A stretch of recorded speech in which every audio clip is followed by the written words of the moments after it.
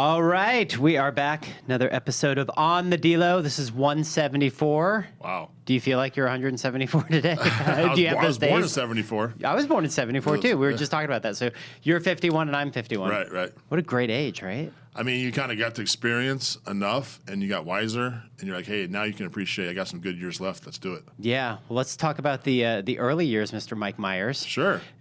Speaking of which, do you get shit for the Halloween thing? Halloween, you got the comedy Mike Myers. I wish there were some type of residuals I got for Every for time having you the heard name. that? Yeah. Right. I don't think those movies were even out in 74 when my parents. No, those are all like, probably late 80s, Yeah. 90s, something like that. Well, this is the Mike Myers of hospitality of Arizona. So let's hear a little bit of an origin story and Sure. Growing up and where you're from and all that stuff. Yeah. How far back do we want to go? So I grew up in the Bay Area, San Francisco, just a little outside town called Antioch, small town.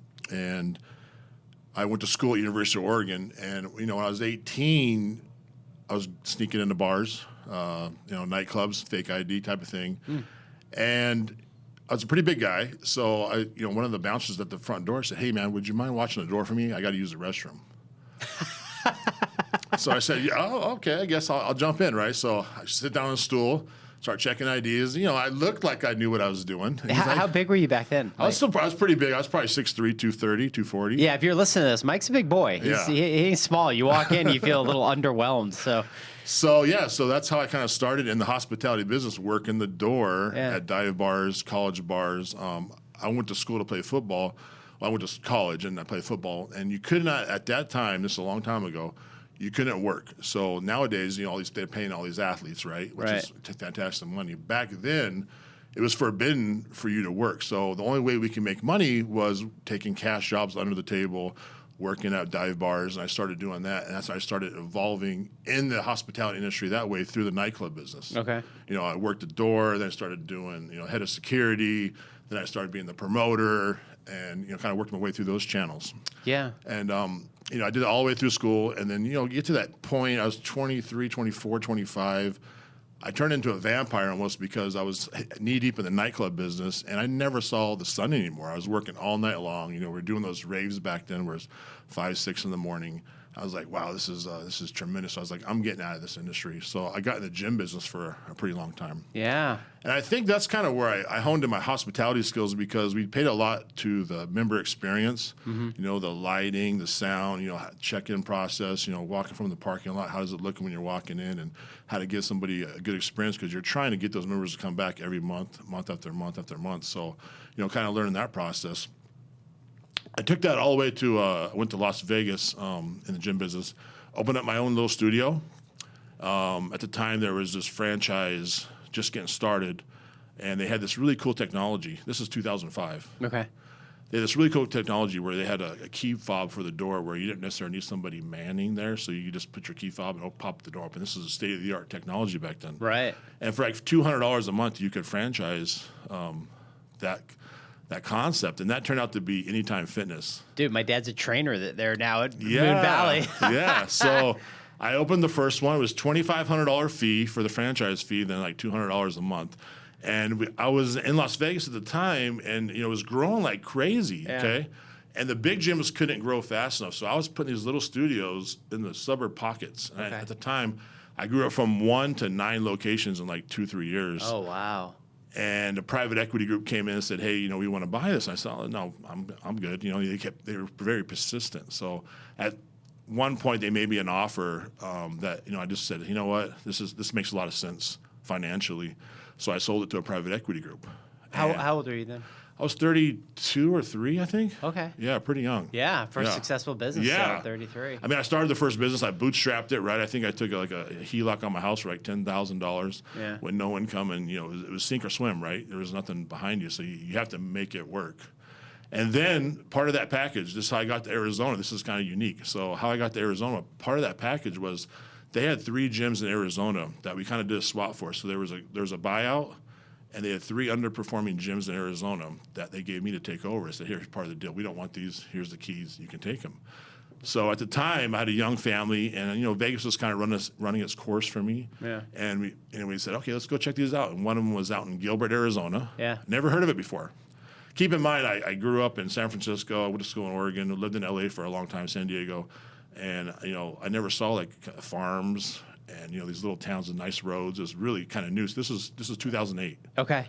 So it's just kind of bustling, right? Yeah. So I came out here for the weekend, took my family, and kind of fell in love with this. Let's do this. Let's move that Gilbert, Arizona. The white fences, all this stuff out the there. little picket fence, right? Yeah. It's a neat little community, right? So at the time, the roads weren't all the way built yet, but I got into these big boxes. They're like 30,000 square foot. I think they were formerly like World's Gyms or something like that. Yeah.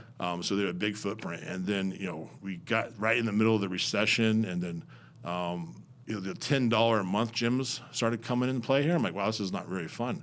So pivot this. This is where the story kind of takes a fun turn, okay? So in my shopping center, at the end, there was this little bar and grill. And the owner was a baseball coach. I think he was like a AAA coach for, I think it might have been the Yankees or someone in Toronto. Anyways, he's like, I'm absentee. I'm not here. This place is losing a ton of money. Yeah. You're here every day with your friends. Why don't you take the keys and run with it? I said, well, I don't really know anything about it, running a restaurant. I've been in the nightclub, the bar business, promoting. I'm pretty good at that. But I don't know anything about making a restaurant, right? So he got into serious underwater. And we worked out some kind of crazy deal where he gave me the keys. So then I was like, okay, let's jump in here. Okay. Dude, that's like into the fire. Right into the fire. Yeah. Good for me. I had a good kitchen manager at the time because I knew nothing about food whatsoever. I got to tell you. Didn't even know how to cook. You No. knew your macros probably, right? Yeah. That was funny. They had a meal named after me. This is, I'm old now, but at the time, I was eating egg whites and chicken breast all day. That's kind of they had like a little meal named after me. So. Anyways, where I'm going with this is, I started packing the place in with some great marketing, having fun, and did some remodel, but I didn't know anything about the food part of the business. I mean, nothing at all. Yeah. I was completely in the dark. Luckily, I had a good kitchen manager, but I was doing things like, hey, you buy a beer, you get a free hamburger, like the opposite type of thing. Then the liquor board came and said, hey, there's this license you have to do 60/40. I'm like, what do you mean? I didn't even really know, right? So it was a learning experience for me from day one. And it was always busy, very successful appearing, but on the back end, the numbers weren't making a lot of sense. And I said, I need to probably exit from this. And then I started something else and did a couple other things. And I said, I got kind of at the time I had the hospitality bug, bit me back. Yeah. Then I started jumping right back into building those little neighborhood concepts. And ever since then, I've been knee deep in it. That's great. Yeah. That's great. And you worked at Cisco for a while. I did. So and funny. US Foods. Yeah. So great story. Chapter 2 now we're in. I went to, I sold my business. At the time, things transferred to my family, and I was a single dad with full custody of my kids. Bar business, I had 3 at the time, wasn't ideal for that situation, right? Okay. So I said, I need to probably get out of here. Yeah. So I sold them off to Boom Boom. And then I was like, what am I going to do now? I don't really know anything else. I haven't worked for anybody else since I was like 25. What bars did you own at the time? Babe's Sports Bar. There's one in That's Gilbert, right. one in Scottsdale. Yeah. And a place called Bullpen in Mesa. Okay. They're a little bit rowdy, probably not ideal for me at all. So got out of that, and I said, what am I going to do? The president of US Foods was a friend of mine, being involved in the industry. He's like, hey, Mike, we have this new position. I think it's fantastic for you. Why don't you come aboard? I said, what is it? It's called The Rock. It's a restaurant operations consultant. Like that. So what we would do is, you have maybe a good customer of yours for US Foods, and you would go in and you would say, okay, here's what I'm seeing from my level here. Your labor's off, your food portioning is off, you've got waste. How do I make your business better? So you're almost like a consultant for US Foods. You're trying to help that customer get to the next level. Yeah. Yeah. So did that for a while, and then right away I found out you can make a lot more money being someone like an account manager or account rep or going out and chasing new business. Right. So I switched right away into that scheme, and COVID hit right before that. So I was like, man, this is pretty wild. Good thing I'm not in the restaurant business at the time. I dodged a bullet there. And then I'm like in this corporate world, and I'm like, man, this is pretty nice to have weekends off, holidays off. I've never had that before. Right. Vacation, paid vacation, What's sick that? days. Yeah. I had no 401k. It was pretty fantastic. A couple of good friends of mine worked for Cisco. Yeah. And they said, Mike, you're taking a lot of our business, and we don't like it. We want you to come work for us. So I said, I'm pretty comfortable, right? I had a lot of success. But, I had some good friends. And they kind of wore me down, a little bit of the recruiting process. So I took a lot of my business over to Cisco, and we had this great job. It's called a new business developer, where you're going out and you're meeting new customers, or people are opening new restaurants. Or, in the industry, people switch distributors quite a bit. Yeah. So my job was to bring them in. And that's where the third chapter of my hospitality career came involved, because I really learned the back end of the business for sure through the distribution. Right. I mean, I had no idea food was even negotiable for years, right? Yeah. I didn't know you had to set up food contracts and you could leveraging your purchase amount, all this type of levers that you can do. So it was really unique for me at that point to say, okay, now I've got a peek under the hood. I've seen how the big boys operate, the cold beers and cheeseburgers. I've seen how Zips operate. I've got a little peek. It's kind of, it's full circle for you, right? 100%. You get into it not knowing what you're doing, right? You learn a little bit, and then you're kind of like, okay, I'm going to get out a little bit because I'm in a different season of life with the kids and all that. And it's not a lifestyle that's very conducive, as you said. And then you get into the professional, the back end of it. And I did the same thing with owning 13 restaurants. I worked in them while I was doing my insurance business. But like you, I got to look under the hood, and I'm like, whoa, this is how this really works. Right. We don't realize what restaurants' margins are, what their operating costs. I mean, none of that stuff until you're really into it. Yeah, I mean, it took me so long, and people don't realize it's restaurant business. There's a real business that has a formula. I can't tell you how many people I meet on a daily basis over the years. Their grandma has a great meatball recipe, and they think, hey, running a restaurant's going to be cool. They don't understand about how much you're paying for a rent or at prime locations, or all the factors of labor, all things you got to watch on the bottom line. I mean, we run on such an incredibly small margin.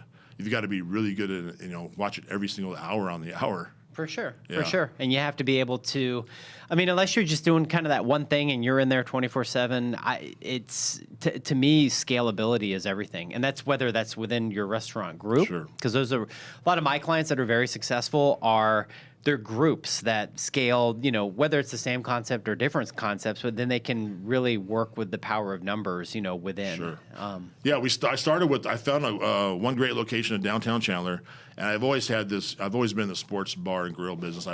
5 of my concepts in the past were all sports bar and grill. I love sports. Yeah. I love the entertainment factor, having a good hamburger, some good chicken wings, and watching the game. It's something that came natural for me. So I found a great location coming available in downtown Chandler. And I partnered up with one of my really, really good friends, Tom Mizzatano. And, at the time, we were like, hey, let's just stay working at Cisco, and we'll just have a little fun with this and be something for our friends.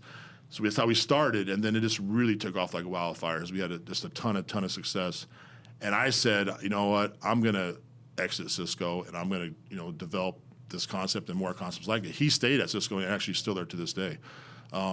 He's got a great career with them. And we said, okay, I'm going to take the front position, and let's see how we can go. So in my mind, I started having more and more concepts in my head. I'm like, hey, this could work. This could work. And that's kind of where we are today. Yeah. So that was the beginning to hospitality first, I assume. You just had formed that. So the first place was DTC Sports Grill, downtown Chandler Sports Grill. And then we had another location come up in Tempe. Like, hey, let's do that. And then I started looking for land. I really realized how the big boys do it. They're buying the land, they're building in the dirt, they're owning the buildings. Okay, let's do that, right? I found this great piece of land in Apache Junction, of all places, right? Crazy. And everyone's like, Mike, you're crazy. Apache Junction's got all those stigmas, doesn't it? Yeah.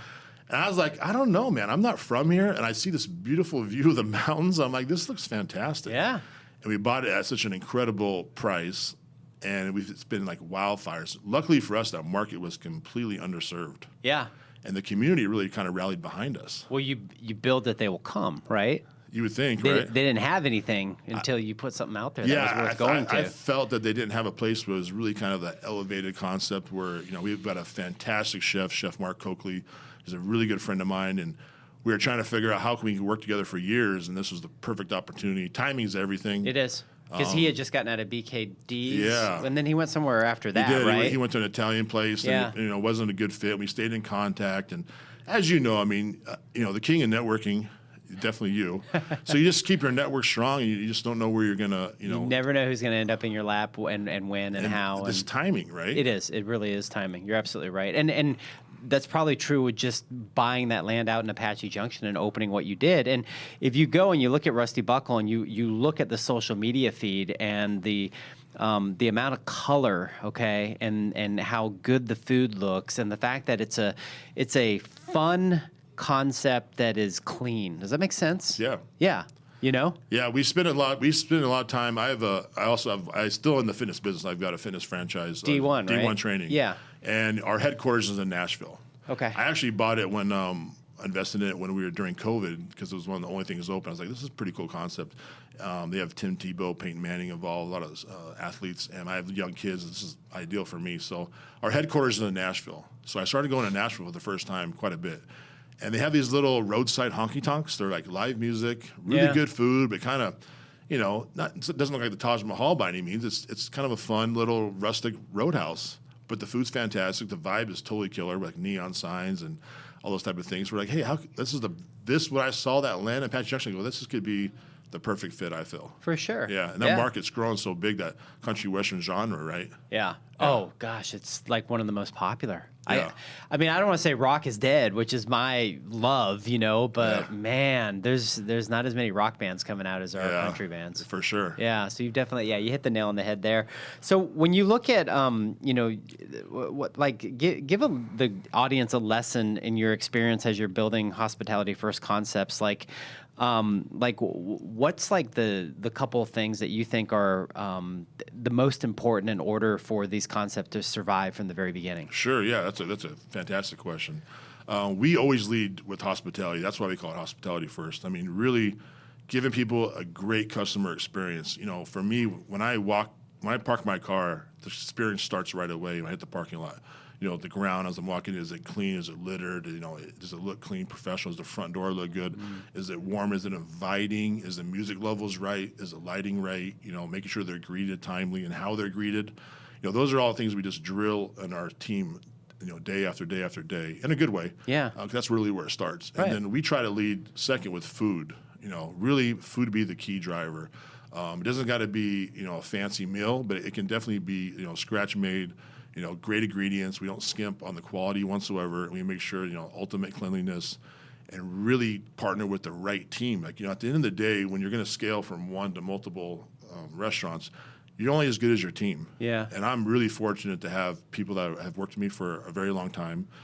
We have very, very little turnover. That's a testament, I think, to my partner and myself, where we care about the team, and we're not afraid to push them to get the most out of them. Right. Right. Like some people, they're comfortable in that 70, 85%, but we're going to, how do we get you to 92, 95% output on a daily basis? Yeah, and food seems to be something that in this day and age with, and we'll just use the buzzwords, they are what they are, inflation, the cost of goods, all that sort of stuff. It seems like the quantity of food that you get for the price now has actually gone down a lot in many restaurants that I've gone to. Sure, yeah. And I think there was a time there when the wow factor was make the plates so big, they're overwhelming. Yeah. And what happens is it looks great for Instagram, but the reality is, they're not eating it all there. And if they do, they're completely full and tired. Right. They got to take a to-go box. It's not really worth it to me. I have a better experience when I have like normal sized portions. Even though I'm a big guy.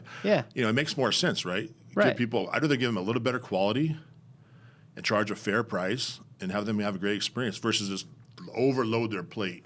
What was that concept? I know you're going to remember this. That had you would literally come in and they give you size like it's a clam jumper. Clam jumper, yeah. Yes. I didn't even have to say it. Yeah, they were the first ones, right? Dude, that was ridiculous. Yeah. Oh my God. They just piled the food on there. It's just you would literally walk out with like 2 boxes and have food for a week. I don't know how they stayed in business. Oh wait, I don't think they did.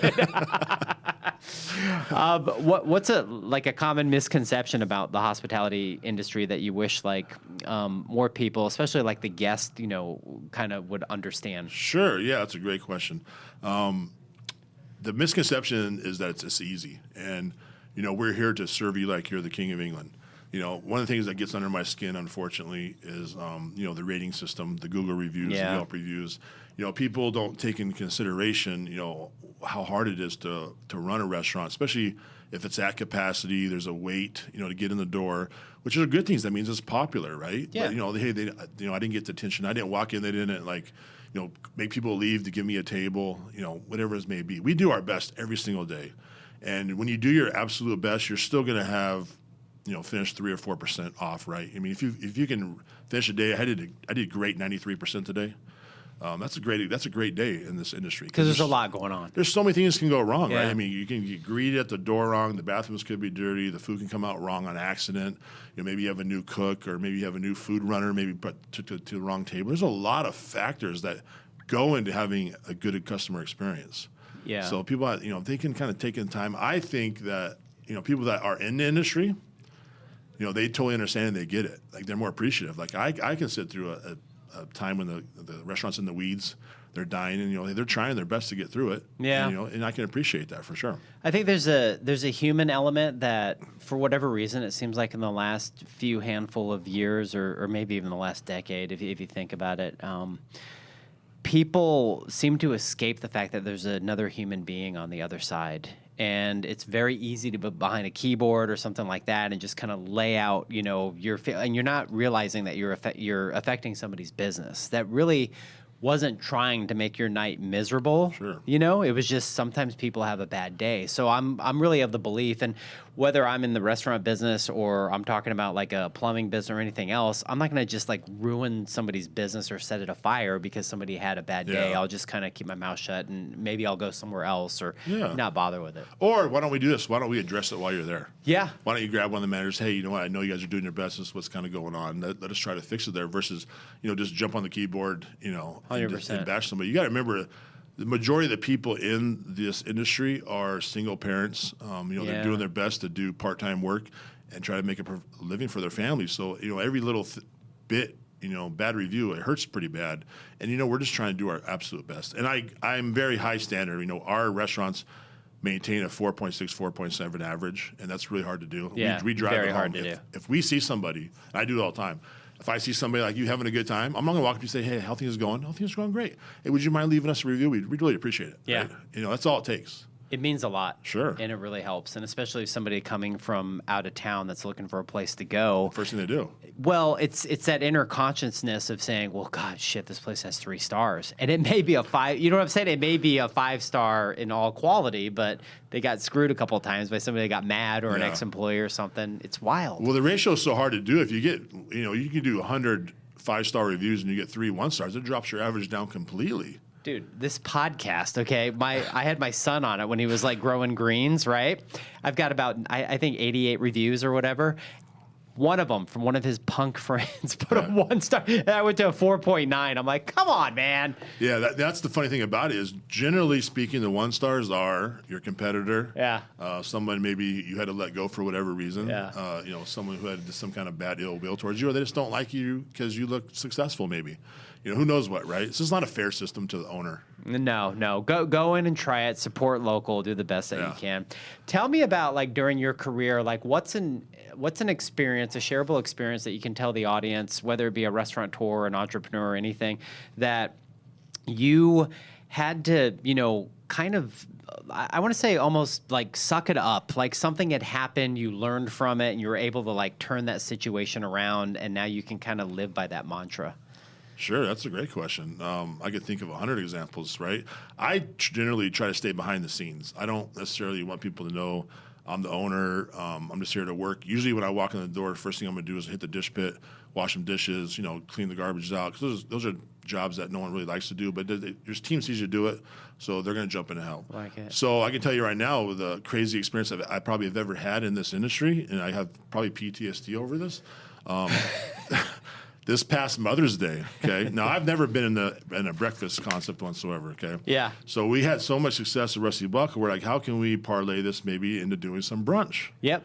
That makes sense because it's like we have a line out the door from open to close, but we're not open for breakfast. Let's do weekend brunch. That sounds like a great idea, okay? And we decided, okay, let's do it. Let's launch it. What day we're going to launch it on? We're going to launch it on Mother's Day. Oh, boy. I was like, okay, that sounds great. At least we know we're going to get some people. Yeah. Because we weren't sure. I go, you're going to open up for brunch. You're not, no one's going to show up. I go, there'll probably be people show up for Mother's Day. Let's do it.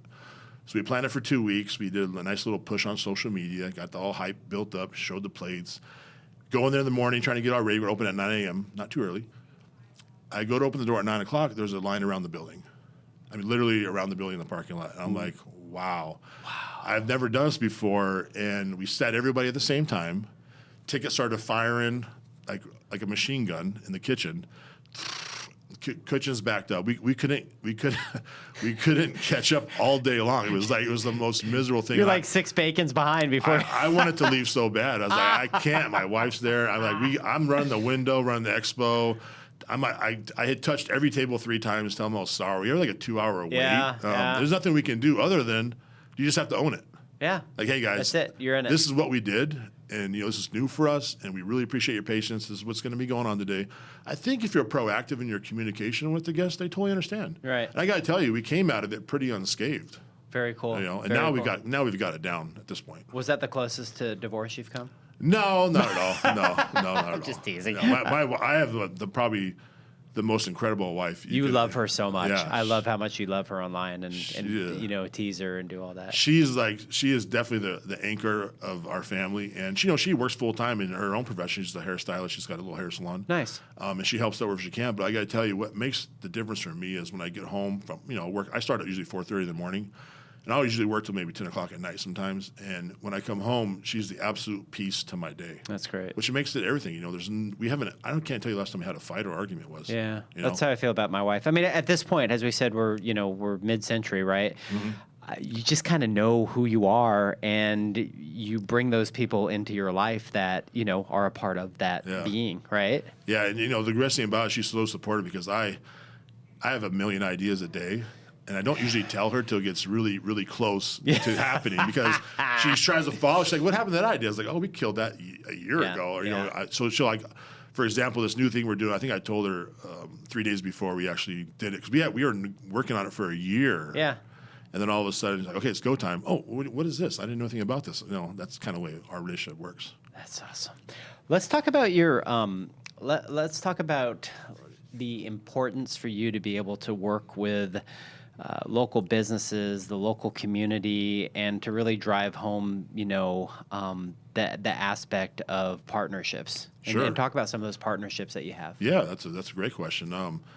Being a local business or a small business is probably the hardest thing you do. And I say that specifically in the restaurant industry. You got to remember, a small mom and pop restaurant, they're competing with like the Darden Group or Chili's, Cheesecake Factory, Sam Fox, right? These huge animals corporations that have endless resources. And, when I left the restaurant business, I went into the food distribution with US Foods and Cisco. I really kind of parlayed my local contacts, the networking side of it, where, hey, listen, I've kind of been in your shoes. So there's a kind of something you can relate to that. And I realized a long time ago, there's a little saying that me and my partner, Tom, used, your network is your net worth, right? Amen. I mean, I kind of learned from a distance, the Godfather networking, which I think is Ruley. How to, he sold my first restaurant for me, and I just, watched him network, right? And I think you're right there. Yeah. You're the heir to the throne. Well, I learned from him. I don't know if you know this story, but this is great that you bring this up. So I met Ruley 25 years ago at Pita Jungle when it was on Apache. Julian Wright introduced me to him because Julian was he was my first client. I did the library on Mill Avenue, right? Yeah. My first hospitality client. I was in insurance 2 years prior to that, and I was writing home and auto, and I wanted to shoot myself. I wrote a junkyard. The guy calls me in, had a claim, yelled at me because his junk wasn't, it was horrible. I was like, what am I doing? So then I met Julian, and I was like, this is kind of cool. This goes back to my music business days, like hospitality. It's kind of the same thing. Like bar, restaurant owners, for the most, they're entertainers. Mm-hmm. They really are. And I get to know Julian, and then Julian's like, dude, you got to meet this guy, Ruley. And we go to this concert. We're backstage at Cricket Pavilion at the time at a rock show. Yeah. There's Ruley in his Hawaiian shirt, his crazy, white hair still at the time. And, Ruley's probably in his 50s then, right? Like what age that we're at now. Met him that night. This is back when I drank. I'm 6 beers in. Ruley's probably 6 beers in. We just we met each other, the nicest guy in the world. We set up a time to go eat at that Pita Jungle at Apache. So we sat down there, and he's like, look, Delo, this is what you do. You just focus, and you just niche, and you just go after the hospitality industry and insurance. Right. And what's crazy is as we're talking, he shows me his ID. He's born on the same damn day as me, February 4th. And ever since then, we had that connection. Yeah. So, yes, he's the godfather of connections. And I was like, carrying on the reign. And still to this day, I see him every week. We do networking and all that stuff. I was always trying to get in that group, but I couldn't get in. So I'm like a little puppy on the outside trying to get in that group right there. We'll get you in. Yeah, well, now, back then when I was doing food distribution, it was so important, right? Now, all that group is calling me every time. Oh, Mike, I heard you got something new. I get those calls the hour after the meeting. Right. I know, right? I'm like, there must Don't have been a tell meeting. anybody where it came from. Yeah, you know where it came from. Yeah, it's funny. No, that's great. So, so go ahead. You were just talking about local connections and how important it is. Yeah, they're absolutely important. I think strategic partnerships, right? I mean, whether, we have a great relationship with our network, which is like Cisco. We have an incredible relationship with Pepsi. Yeah. We have an incredible relationship with you guys. You guys are fantastic. Yeah, and I thank you for that. I love working with you, man. You're easy. We have, I will say this. I mean, I always try to, I don't need that much insurance. Like, oh, yeah, you do, buddy. And I got to tell you, I have so many horror stories from friends who were undercovered because you just don't think about that. You're like, oh, I don't want to pay insurance. Who likes to pay insurance? Nobody. Right? No, I get it. Until you need it. Right. And the way I see it, it's kind of funny because I see myself as like connector and protector in that essence. And yes, I provide a piece of paper that you don't really need until you need it, but it is a peace of mind at the end of the day. And it's one of those things where I've just seen so many things go wrong that you're not counting on it. Sure. And thank God you had it. Yeah, it's wild. Wouldn't you say? I would say from the outside looking in, the insurance is the byproduct, but it's really your networking. Yes. It's your networking out in the community and then passing it on to your team, which is a fantastic job. Thank you. To carry it through, right? Yeah. Because your skill is in networking for sure. That's all. You're selling a relationship. Yeah. Like any person, any human can go sell insurance. Mm-hmm. This ain't rocket science. It really isn't. Right. And I'm not that smart, but I'm very good at relationships, and I care. And I love giving not just the value of the insurance policy, but the value of my network and all the other things. Because, look, if you call me with a claim, we're going to do what we need to do to take care of it and handle it. But if you also call me with a problem that has nothing to do with insurance, I'm also going to handle that and take care of it as well, which you're in the same boat. You do the same thing for people. Yeah, I think you got to give first, right? Value. What can I do for you? How can I help you out as a favor? And then when it comes time to, recall that favor, that's what I learned from the Godfather movie, right? One day you're going to owe me a favor. Yeah. That's, when it's time to call it in, you call it in. That's how you get things done. And I love that. Why are we here? Why are we right here on Earth? What are we here to do? Not be lazy, right? Oh, for sure, I'm type A like you. I have an idea every second. Yeah. Yeah. I know I'm not the smartest guy in the room, but I think I heard it, maybe it was The Rock. Nobody's going to outwork me, right? So I was like, I'm not that smart of a person, but I think my work ethic it can cover up a lot of mistakes if you work hard. 1,000%. And you don't have to, you don't necessarily have to physically do the David Goggins thing. You just show up every day and work hard. That's a little extreme for me. At this stage, my knees don't hold up like they used to. Oh, no, mine neither. Talk about a little bit of the your evolution from a restaurant operator to real estate developer and just buying these properties. I know you're still learning as you go or whatever, and you had talked about it earlier in the podcast. Is that just something that you want to just continue to do as you build your empire and really own the land? Throughout my restaurant career, I've bought and sold a lot of places. Sometimes I'm like, this is an average. This is doing average at best. Let's get out of this. Or maybe it's like, hey man, this rent is so crazy. Yeah. I've had one place that was really successful, and it came time to redo the lease, and the landlord was like, no, we're gonna keep it for ourselves. Yeah. And what do you do at that point, right? So how do you control your own destiny? You got to remember, 99% of deals are going to be lease deals, but with those 3% kickers every year, it gets expensive. Well, and I've had a lot of friends / clients get run out of business after their 10 years is up. I mean, Sorzo Wine Room's a great example. Mark, God bless him. I love the guy. And, him and his wife built a beautiful wine bar, self-serve. At 10 years it was in business. I mean, I remember walking in there before, like when their first kid was a baby, right? And the walls, it's all gray shell, and you're in there and you're wondering what the concept's going to be. And then you see it and it comes to life. And then 10 years goes by. And then all of a sudden, it's called in, and the landlord's like, you know what? We want to put a corporate giant in there, whatever Greens. I don't even remember the name of the place because I don't care. and they're going to pay double the rent. So either you can pay double the rent, and it doesn't fit the model, you get kicked out. So it's kind of like renting a home, right? Yeah, it's not easy to do, but it's not that hard at the same time either. I remember meeting somebody who was a friend of my dad's, and he owned a lot of burger, like 10, 15 Burger Kings at the time. This is a long time ago. Yeah. And I was like, wow, how's that work? How do you like going to the Burger King? He's like, Mike, I'm not here to make the Burger King. I'm here to own the land and the real estate, right? So you're paying yourself down that equity every year, and that's the key value, right? Because the one thing they're not building anymore on this earth is dirt. No. Especially out here in Arizona, right? Yeah. So I did my first deal where we bought the land out in Apache Junction. It was just such a home run. It's like, wow, this is not that hard. This was easier than I thought. So we identified another place in Queen Creek. Recently, I moved to Queen Creek from Chandler. And if you've been out in Queen Creek, you don't have a lot of entertainment options at all.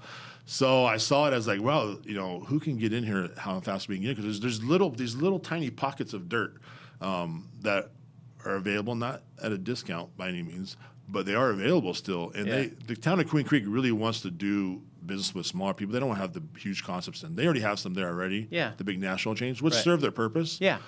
But how can we, get entrenched in Queen Creek? So we bought one piece of land. I've got 2 or 3 more kind of getting ready to go under contract here pretty soon, right? So how do we develop that? And once you kind of learn the model of being in real estate development, it's a different kind of animal, right? So now I'm in architectural meetings. I'm in, general contractor meetings. I'm in sitting in the city council meetings in the town and going through approval process. It's a different kind of animal.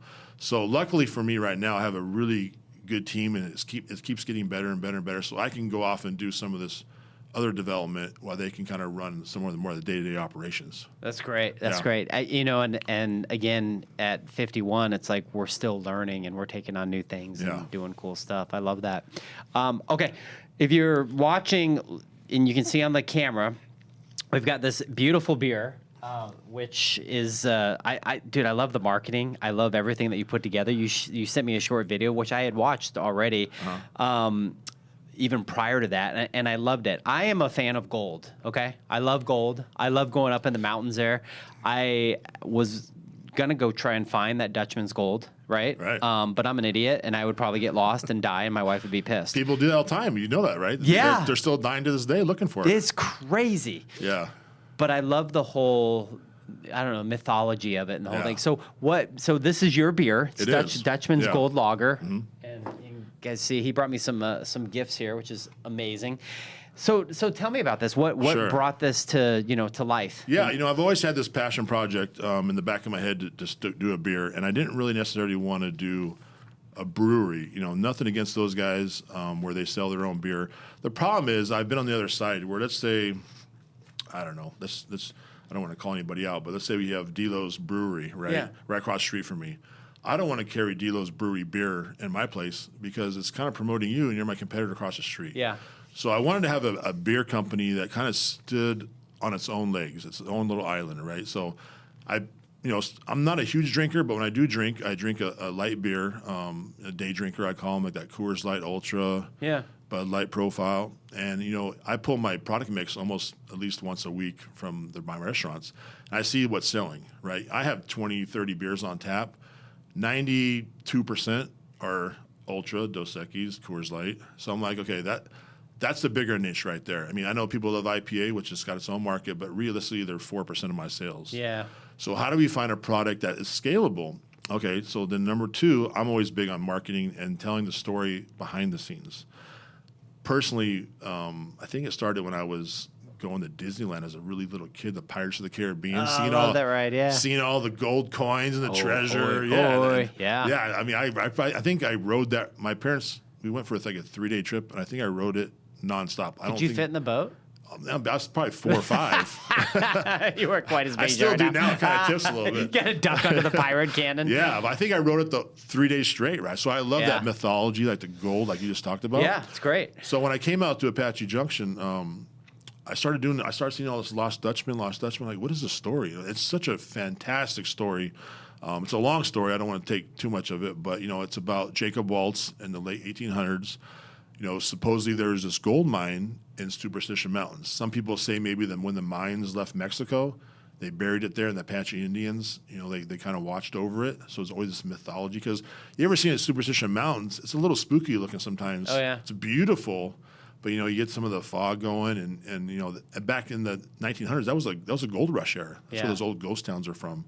So people are out there mining for the gold. And the story that I know, or what I twisted into, is there was one prospector named Jacob Waltz, and back in those days, there was no dollar bills. There was no, here's a 20, here's a dollar bill. They had gold or silver. That's how you paid for everything. That's right. So when he would go to the store, he would pay for whatever goods he was buying. He had this incredibly most pure gold people have ever seen. Like, where did you get this from, right? So they started following him around, maybe peeking in his windows. What has he got back there? The story has it that he would go up in the middle of the night and take just enough to get by for a couple months. So he didn't have this huge treasure at his house where people can steal it because they'd try to rob him. Yeah. So he'd go up in the middle of the night with his little donkey, and the Apache Indians were there. So he had this little map, this back door, like, hey, this little area over here, and no one knew exactly where it was. They were always trying to find it. So finally, after years and years and years, he admits it. I have found the gold, and I'm going to tell you guys where it is. So it's on his deathbed. He's sitting on his deathbed. Everyone's got their pen and pencils out. You make a right at the cactus. When you get to the lake, you make a left. You go, and he croaks out and dies. Oh, my God. So there's half a map. And to this day, you can go to the store at Apache Junction, pay your $10, get the half a map, and go try to find it. And to what you said earlier, people are out there like from California, and then the heat, and they're dying out there. Yeah. And if you watch the History Channel, there's stories about it. So I was like, I love that story. It's just such great folklore. It is. So how do we make an Arizona beer tied to just a fantastic legendary tale? So the way we twist the story was we actually found the gold, turned it into liquid gold. Perfect. And now everyone can taste the adventure. And they don't have to go die of heat stroke. They can just get it. Now, where can they get it? Only at your restaurant? No. So we're actually now, we launched it back in December. We stuttered out of the gate a little bit. Running a brewery and beer is not my forte. I've never done it before. So I try to partner up with someone who's done it before. And they had some challenges with their distribution company.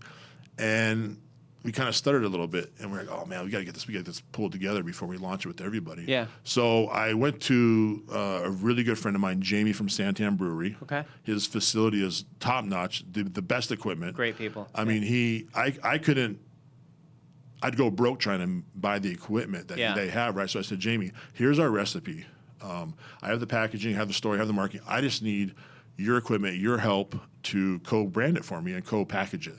So really, we took our recipe, they run it through their system, and then they get it off to Crescent Crown, and Crescent Crown distributes to all the bars and restaurants in the area. So to your point, we started doing that about, I think it's been March. Yeah. Right now we're in 42 bars and restaurants in the East Valley. Congratulations. Yeah, it's growing pretty fast. Yeah. And the great part about it is, me and my partner Tom have this company, and he just submitted the package for Total Wine and More. And I got an email 2 days ago saying they've accepted it. So now we're going to be in Total Wine. So we're really excited about it. That's awesome. Yeah, I mean, really it's just kind of like, when you have that passion project. Yeah. You're kind of seeing it come to fruition, like the story in your head. Then you have the packaging, and our market we're kind of trying to capture. It's Coors Banquet beer. Kind of the color scheme kind of looks like a little bit. It seems familiar. Not sure where you see it. Right.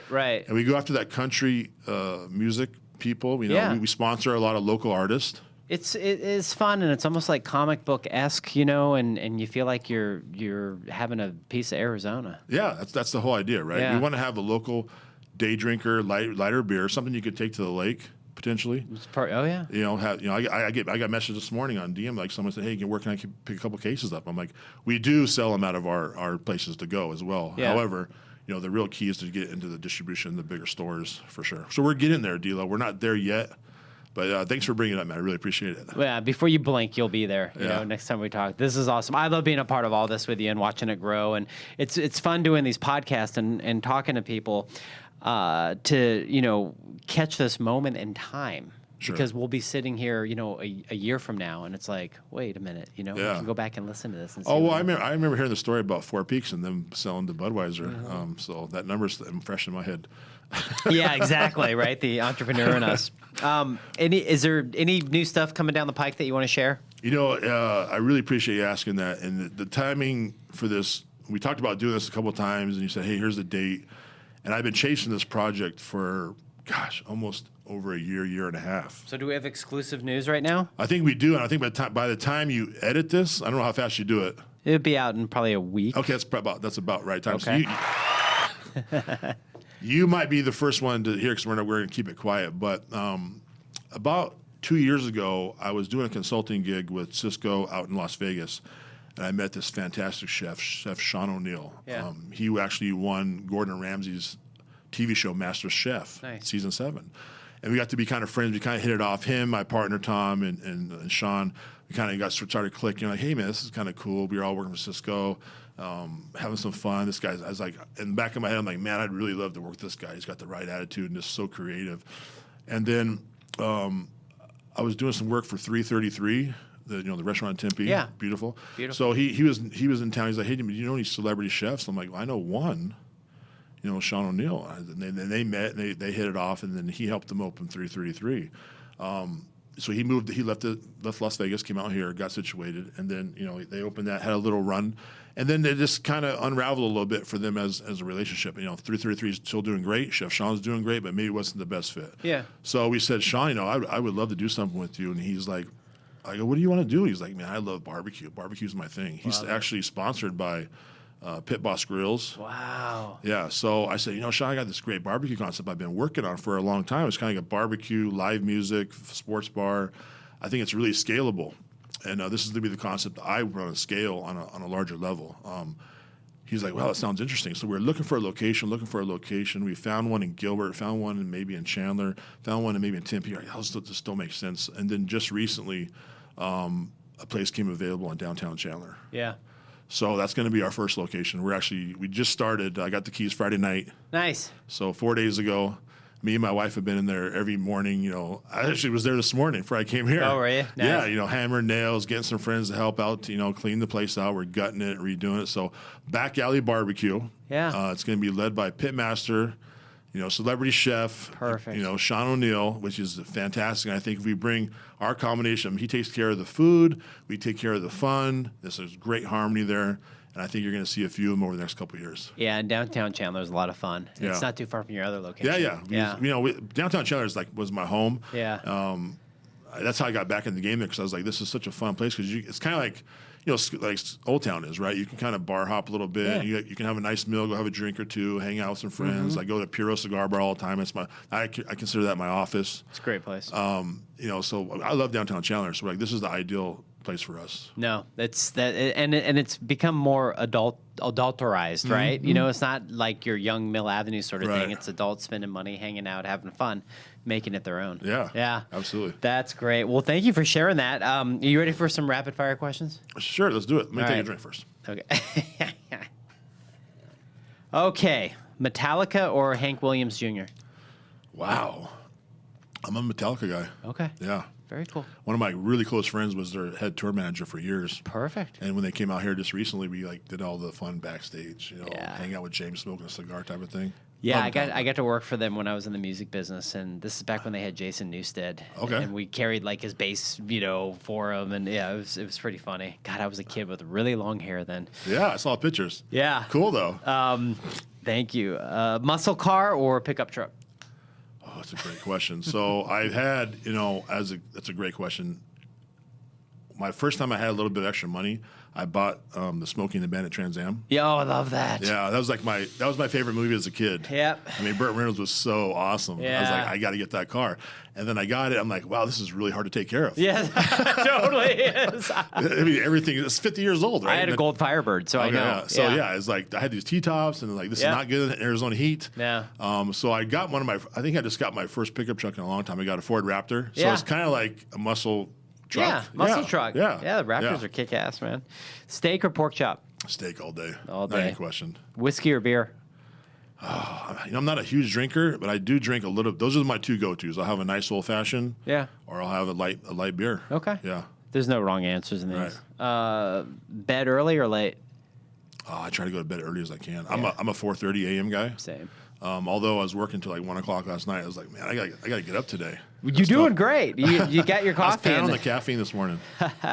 Would you rather do a workout or go party? work out all day. Yeah. Was there ever a time where partying overtook working out? No, but there was a time that the excess partying, didn't help the workouts. Yeah, for sure. I've always, I'm a bigger guy now, but I've always been working out since I was probably 12 years old, and I work out 6 days a week. Sometimes they're not as hard as other days. Yeah. But the partying, that part of my life is probably chapter's pretty closed. Yeah, it's really cool to hear and have conversations with other entrepreneurs that are in the business to just know you're seeing a big shift. A lot of the people that I podcast, they hardly even drink anymore. Yeah. They're really focused on their business and giving the aspect of entertainment and fun to the people that are coming in and buying from them and being a part of that environment. Yeah, I love.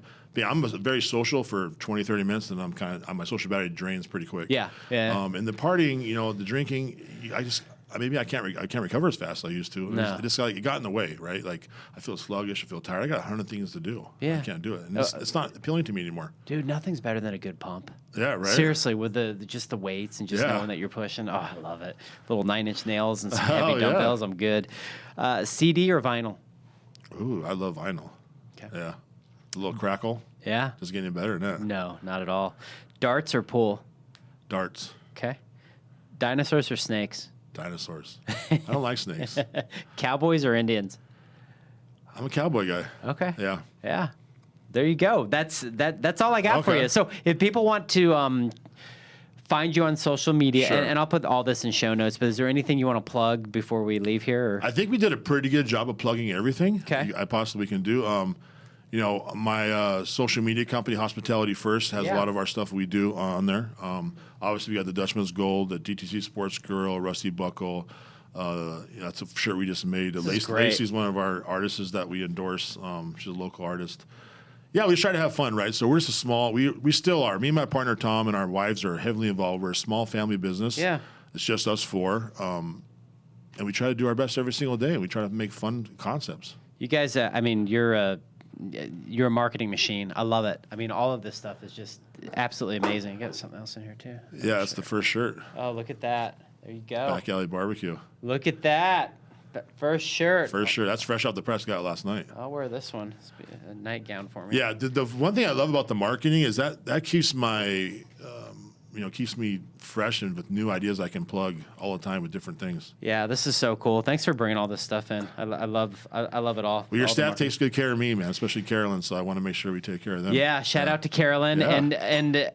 And so many gifts, and this is the best. The fork is strong with this one. So this is my fork office. Do not use it. He got me this fork that's ingrained with basically the Star Wars lettering. Yeah. It's just awesome. You're so kind and very thoughtful, and I appreciate you coming on, and I appreciate just everything that you do for us, and we'll continue on. Thanks, man. I really appreciate being here. Yeah. So thank you, everybody, for listening. As you know, I sell insurance, and we do, home and auto as well, life and health, obviously the hospitality aspect of things. And we also have our Built Different community, which Jeremy Scott and I do together, and we're building that up right now. So if you are interested, just hit me up on the podcast or on social media. Be happy to get you a part of that community. And also, we have our Healing Hospitality event, which I got to talk to you about after this, where it's free to everybody in hospitality to bring health and wellness to people in the hospitality sector. And other than that, I hope you enjoyed. And until next time, peace out.